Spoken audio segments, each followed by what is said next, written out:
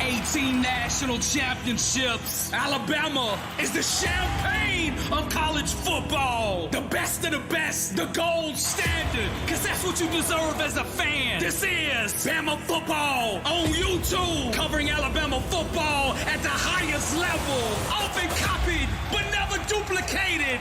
From Kalen DeVore's post-game press conference to news as it happens, independently owned and operated, coming to you from Tuscaloosa, Alabama, the place where legends are made, the one and only self-made Kyle Henderson. Let a naysayer know, Roll Tide roll.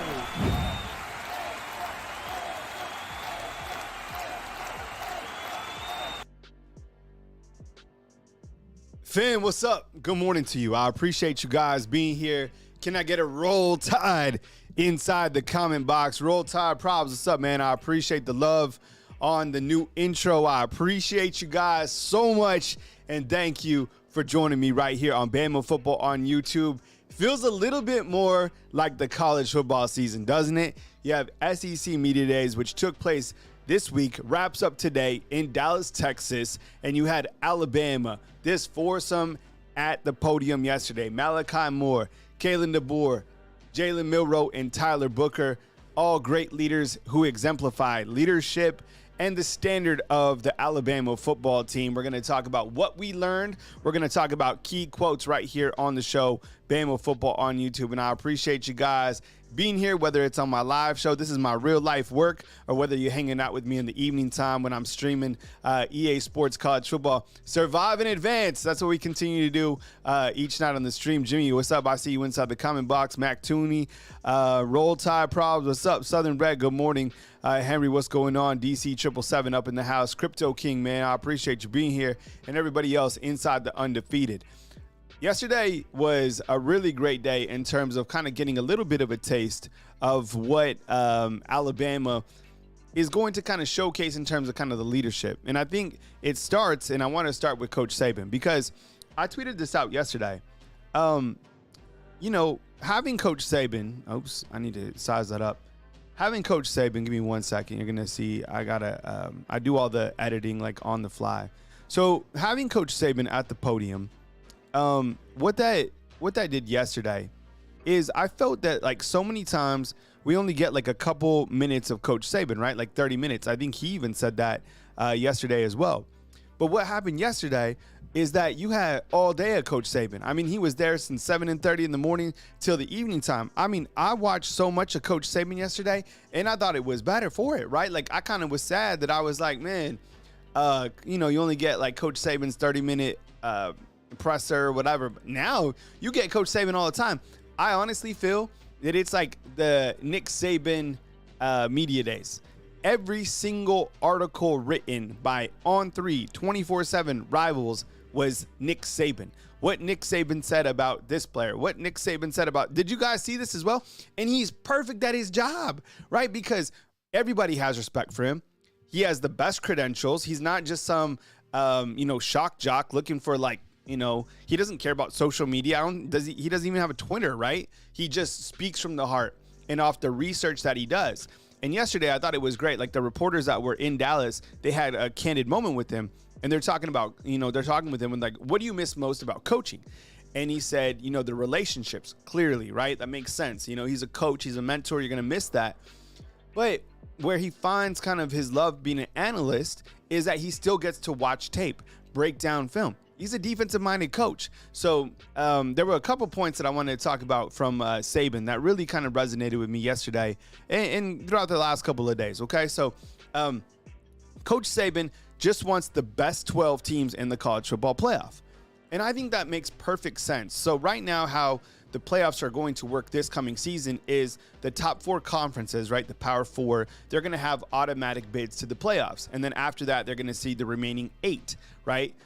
So he wants just the 1 through 12. And that's kind of like the same thing. We wanted 1 through 4, because I think what you're going to see now is there's going to be a couple of these other teams that make it a little bit more complicated to seed the best overall 12. And you're going to have the differences between conference champs, right? Like, for example, the ACC is not built the same as the SEC. The ACC is not built like the Big Ten. The Big 12 is not built like the Big Ten. And the Big 12 is not built like the SEC. It should be the top 12 teams, period. I love that point by Coach Sabin. Let me know if you agree. One of the other standpoints that jumped out yesterday was the fact that Coach Sabin said that he hasn't been inside the practice facility, right, since he retired. I love that. Sometimes, there might have been some people like, is he going to micromanage? Is he going to go back over there? No, man. When it's done, it's done. Like, when a relationship is done, when your job is done, when you move forward, you don't go back, right? Like, you move forward. But what he's done is he's kept his door at Bryant-Denny Stadium open to Kane Womack, to Courtney Morgan, to Coach Kalen DeBoer. And he said, look, I'm never going to be critical of Coach Kalen DeBoer. And I get that, man. Like, he's going to do his own thing. I love the non-micromanaging standpoint. I think in my opinion, I felt that he micromanaged when he was the coach. Sometimes good leaders, they have different approaches. Sometimes I don't like micromanaging, but I think Coach Sabin was a master of being able to do that and control his program. I mean, look, his system clearly, was effective. Coach Sabin said this about Ryan Williams when he was talking about players that didn't just bolt when he left. Okay, so Ryan Williams, what he did was he did decommit from Alabama, right? Right, that literally the day that Coach Sabin retired, Ryan Williams decommitted, right? Remind you. But what he did was he didn't bolt. He basically listened to Coach Kalen DeBoer, right? Him and his support staff, his group, listened to Coach Kalen DeBoer. Listen to see who you're going to get in as your wide receiver coach. What players are going to stay? And I thought that was really interesting because there was a lot of players that just left. Hey, Sabin's done. Sabin's gone. The program's sinking.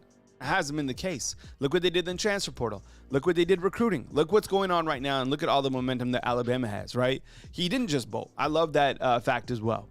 It feels so good to talk to have legit storylines to talk about college football. I'm seriously in heaven, because during the summertime, it's hard to scrape together these topics. Right? We're talking number 57 player ranking, my boy who I love, Robbie Oots. You need now we have meat. All right. So I love that what he said about Ryan Williams. Other points that Coach Sabin had. He said that Kirby Smart was the best that, he's had on defense. That comes to no surprise. I think when you look to, the past assistant coaches, I mean, you can run through the entire roster who Coach Sabin has had, and most of those guys are coaching, elsewhere. I mean, you look at Billy Napier, you look at Lane Kiffin, you look at Kirby Smart, you look at Steve Sarkisian. All those guys cut from the Nick Saban ecosystem, right? And we can name countless other coaches that coached under Coach Sabin during his tenure. Hey, take a minute to hit the thumbs up. If you like the content, if you like the delivery, if you like the graphics, I put so much into this. So I appreciate you guys. It's 38 on. It's fine. If there was 2 people on, I don't care. The job isn't about the number of viewers. Obviously, I'm, just a YouTuber. I'm not on TV, and that's fine. This is who I'm going to be. Right. I've asked for interviews with Coach Kalen DeBoer. I was turned down. They said it's just because I'm a YouTuber. That's fine. This is who I am. And I've accepted that. So my goal is consistency in my performance and to put together the graphics and to try to put my delivery the best way. And if, I can do this, for another football season or so, then I'm going to come with it every single time I get an opportunity, whether I'm at my studio, whether I'm on vacation. I'm taking a vacation here on this coming Sunday, which I'm looking forward to. So I appreciate you guys being here and supporting the product. Even a thumbs up, man, it goes a long way. But I mean, there's so many amazing guys out there that are doing their thing. I mean, yesterday I looked at, a ton of guys on the Paul Feinbaum show, that are doing amazing. And to see those guys shining, it really makes me happy for those guys to be shining at that level. I mean, you look at the standard of quality of all the other YouTube shows, all the other YouTube shows are incredible, right? I mean, you got your Locked On guys, you got your Bama Online guys, you got your Mick Gillespie's, you got people who formerly worked here. All those guys are amazing in their craft. They all have their own special abilities. So be sure and go support the guys, whether they're big content creators or small. Like, be sure and give them love and support them as well, because those guys are really trying their best to give you a great product. I thought it was interesting what he said about Coach Sarkisian, and it's not surprising as well. He said that Coach Sarkisian was the toughest to prep for as a defensive coordinator. So in a world of college football where everybody is splitting out, their wide receivers to the exact outside, right? Like South Florida does that, Tennessee does that. Steve Sarkisian is a mastermind of bringing his wide receivers, squeezing them in, right? And it makes it really difficult for a defensive coach to prep for. He also said that C.J. Baxter was the best running back that he went against. He said that Texas should be able to run the football really effectively. And then, as you know, he picked Georgia versus Texas. Everybody was talking about that, and rightfully so, because, Texas versus Georgia, those two teams, what they have coming back on each side of the football, that's a good pick, right? I mean, you could theoretically say those are going to be, two of the top 4 teams going into this year at the end of the season. Their schedules, Georgia's schedule is very challenging. Texas has, some good matchups as well. Everybody's schedule is tough. But I think that also was kind of some rat poison to his former team, to his former players. And Tyler Booker, we're going to run through some quotes. Tyler Booker was like, look, he plays golf now for a living, so I'm not going to take my advice or listen to people who are playing golf for a living, let him get him his mindset. I love that mentality. One of the things that I want you to chew on, and I talked about this last night when I was playing NCAA football, was the fact that, the SEC doesn't have a tiebreaker established just yet, I don't think. And I think that's something that Greg Sankey is still working on. So, like, for example, there's no more East and West. There's just the first team plays the second team. But what if there's like a 3-way tie or a 4-way tie inside, the SEC? I have no idea what's going to happen. Just something that stood out to me. Kalen DeBoer yesterday up at the podium, I thought he did a fantastic job. I mean, the guy is so he's poised. He's done an amazing job following Coach Sabin. And look, I mean, every single article is about Nick Saban. Everything is about Coach Sabin, which it should be. I mean, this is the greatest college football ever.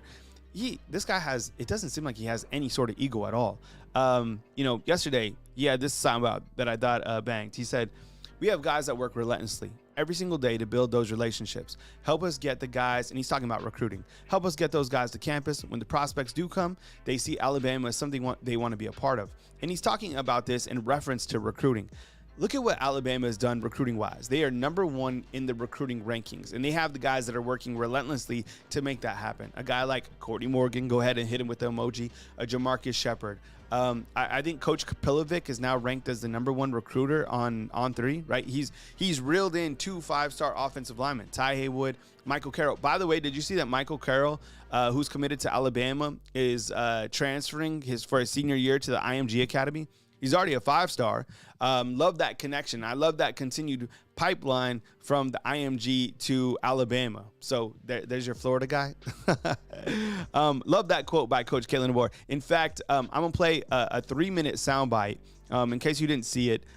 This is Coach Kalen DeBoer talking about the first the first kind of months of him taking over Alabama, and the biggest challenges is kind of the mindset of the guys. It's 3 minutes. I'll be right back after this. Here's Coach Kalen DeBoer from yesterday. Right side, third row. Kennedy Wright with CBS 42. Coach, can you talk a little bit about how hard was it, or was it even a challenge to bring your own culture and beliefs to a team that's deeply rooted in traditions and kind of has its own culture already? Yeah, I mean, I respect, and I've done it enough times to where you go to different places, whether it's as an assistant or as a head coach, to where you kind of know, and the first thing, you know what you need to try to do early, and the first thing is to just listen to what those things are, whether it's the players, whether it's the alumni, those within the building, just kind of hear, what are front and center, the ones that are the traditions that are most important to them, the reasons for, the success, what's been done.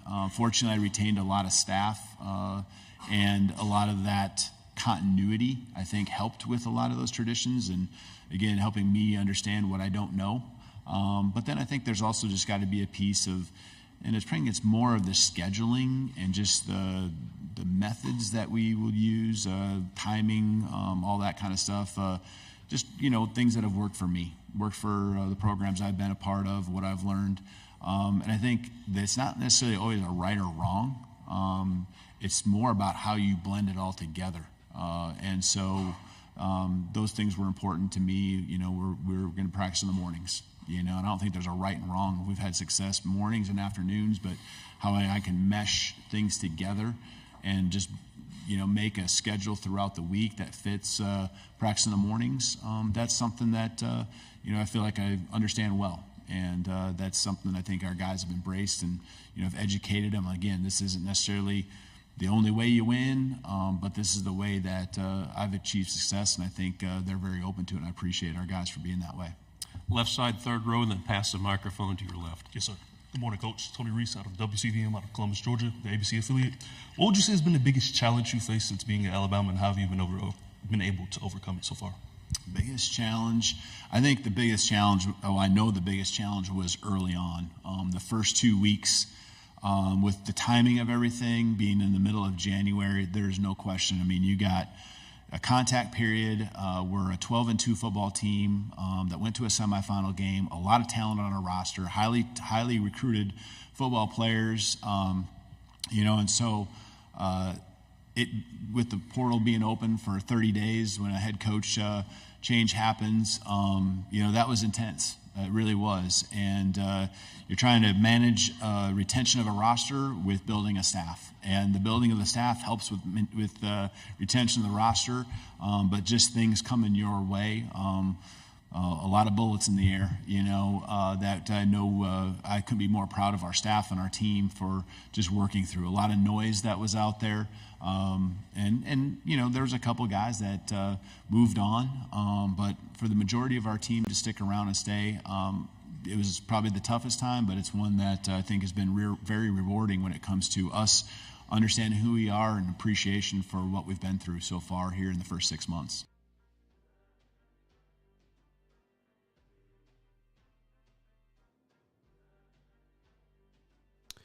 All right, that was Coach Kalen DeBoer. I see some of you guys inside the comment box talking about Naheem Oford. We got 44 on, close to 50 watchers. I appreciate you guys being here on Bama Football on YouTube. Yeah, so there's been a little bit of chatter on Twitter about, or X, whatever you want to call it, about Naheem Oford. Now, who is Naheem Oford? He's the number one player in the state of Alabama. Some people are saying that he could, flip. I've kind of heard some chatter on that. But I don't know. I mean, I haven't heard any of the big dogs really release that information, like a Steve Whitfong, like a Fong Bomb, or any of that, like a Chad Simmons. So I don't know. I think it's realistic for many different reasons. Number one, I think because Alabama has so much momentum. I think two, why not become part of this recruiting class? Number three, Alabama needs defensive backs.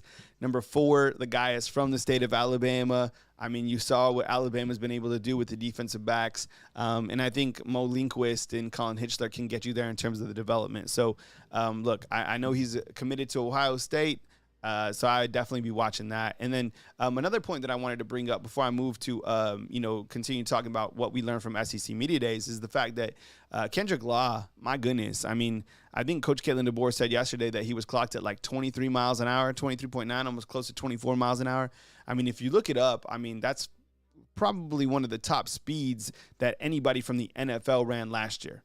And this is crazy, and I can't confirm this, but I think that Jalen Milroe is faster than Kendrick Law. Now, I tried to ask somebody yesterday. They said they didn't know.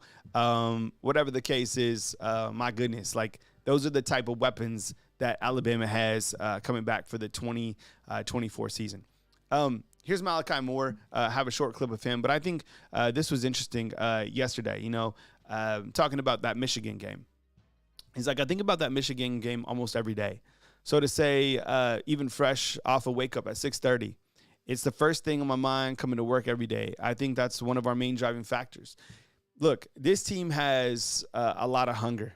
They have a lot of bite. I mean, I love the fact that kind of the target is not necessarily on Alabama anymore. It's kind of more on Texas. It's kind of more on Georgia. It's kind of on Michigan. People are doubting this team once again. Happened last year too. But I think more so now just because Coach Sabin is not here. And that's fine. I mean, adversity makes you so much better. It calluses you for the times that, things are challenging. And I promise you, I get it. Like in this make-believe world, every game on Alabama's schedule, they should win by, 3 touchdowns. That's kind of the standard that we hold Alabama to. This coming season, their schedule is incredibly difficult. This team is going to go through a lot of adversity. This team is going to have to play with a lot of players. Don't worry about the starters. Worry about the 2 deep, the 3 deep.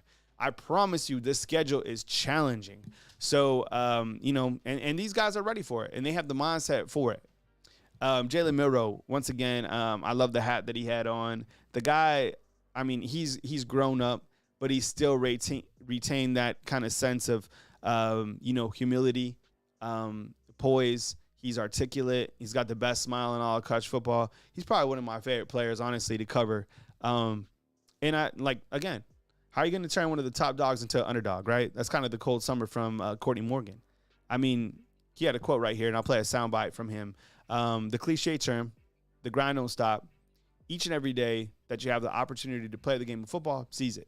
Try to do what's best for the football team in that sense. Man, I know probably, there's a handful of you, or I don't know. There's only 56 people watching right now, but a lot of people don't believe in him. I see it all the time in the comment box. They're either hating on me inside the comment box or my hairline, or they're hating on Jalen Milroe. I mean, that's just kind of the world we live in. I don't think Jalen Milroe even sees that. I think he has tunnel vision towards greatness. And you can't beat him to the workout facility. You can't. People have tried. The guy might sleep there. He's sleeping and thriving for greatness, right? In fact, here's a soundbite from Jalen Milroe yesterday at SEC Media Days. Even your coaches previously. Now you're going into a season where you're highly respected by the media, going into potentially a Heisman run. Does your mindset change, or what are you doing going into this compared to going into last year and what you told us last year? I think it's the same mindset, same mission, being the best version of myself each and every day I walk in the building, being the best quarterback in the country, learning, growing as a player, seeking all information from my coaching staff, being a student of the game. I think it's all about going 1-0. And the grind doesn't stop. That cliche term, but the grind doesn't stop. Just each and every day that you have an opportunity to play the game of football, seize it. Seize the opportunity, try to do what's best for the football team in a sense. And so I say, for me and my development, and it's all about getting better and just leaning on my brothers because it's going to be a chance where we play a game 1, and it's all about tackling the task at hand, which is being the best version of myself, entering the building and having a rep each and every day that I have on the practice field. Jalen, thank you very much. Good luck this year. Appreciate it.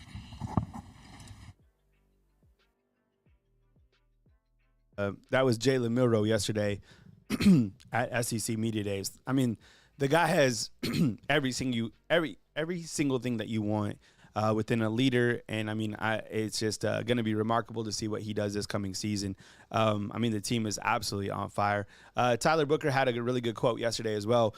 Talked about kind of those first 72 hours that were crucial, and he was like, "Look, we have to kind of have gut check time, right? Like the coaches left, but Tyler Booker, Malachi Moore, Jalen Milroe, kind of the 3-point attack in terms of, hey, what do we want to do? How do we want to go forward? What do we want to do from here? Do we want to bolt? Do we want to chase maybe grass that could be greener? No, let's stay here and focus on the talent that we have and kind of do with it. So, Kyle, I heard a flip talk is going to from who's that? Oregon to Auburn.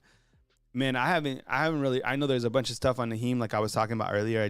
I haven't seen it. I mean, Auburn. You know what's crazy is Auburn always feels like they're going to like flip someone or like get someone, and then it somehow like comes to like that doesn't happen, or Alabama gets them. Alabama. I have no idea what's going on, but I think Alabama is selling itself. I think Coach Kalen DeBoer is selling himself. I think the coaches are working off the charts. I think Courtney Morgan is absolutely crushing it. I think that, why not Alabama? Like, the brand hasn't gone anywhere. The coach might have changed, but, I mean, this guy looks more than capable to absolutely, lead this team, not only from recruiting, transfer portal, and now all he's got to do is win games, right? So you got to just win. And man, I don't know. Auburn doesn't have the type of momentum that Alabama has. They don't. I think they're kind of irrelevant right now, to be honest.